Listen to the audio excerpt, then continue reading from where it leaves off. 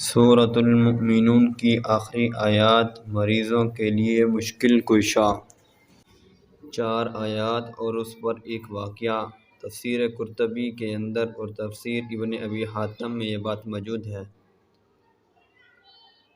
حضرت عبداللہ بن مسعود رضی اللہ تعالیٰ عنہ کا گزر ایک ایسے بیمار کے پاس سے ہوا جو سخت امراض میں مبتلا تھا۔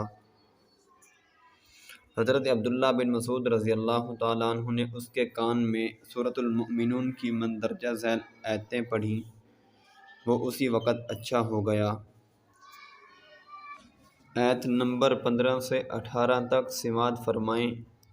أَفَحَسِبْتُمْ أَنَّمَا خَلَقْنَاكُمْ عَبَثًا وَأَنَّكُمْ إِلَيْنَا لَا تُرْجَعُونَ فَتَعَالَى اللَّهُ الْمَلِكُ الْحَقُّ لَا إِلَٰهَ إِلَّا هُوَ رَبُّ الْعَرْشِ الْكَرِيمِ وَمَن يَدْعُ مَعَ اللَّهِ إِلَٰهًا آخَرَ لَا بُرْهَانَ لَهُ بِهِ فَإِنَّمَا حِسَابُهُ عِندَ رَبِّهِ إِنَّهُ لَا يُفْلِحُ الْكَافِرُونَ وَقُل رَّبِّ اغْفِرْ وَارْحَمْ وَأَنتَ خَيْرُ الرَّاحِمِينَ۔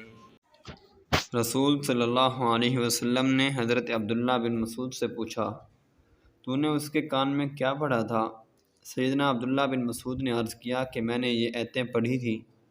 رسول صلی اللہ علیہ وسلم نے فرمایا کہ قسم ہے اس ذات پاک کی جس کے قبضہ قدرت میں میری جان ہے، اگر کوئی آدمی جو یقین رکھنے والا ہو، اگر وہ پہاڑ پر بھی تلاوت کر دے تو پہاڑ بھی اپنی جگہ سے ہٹ سکتا ہے۔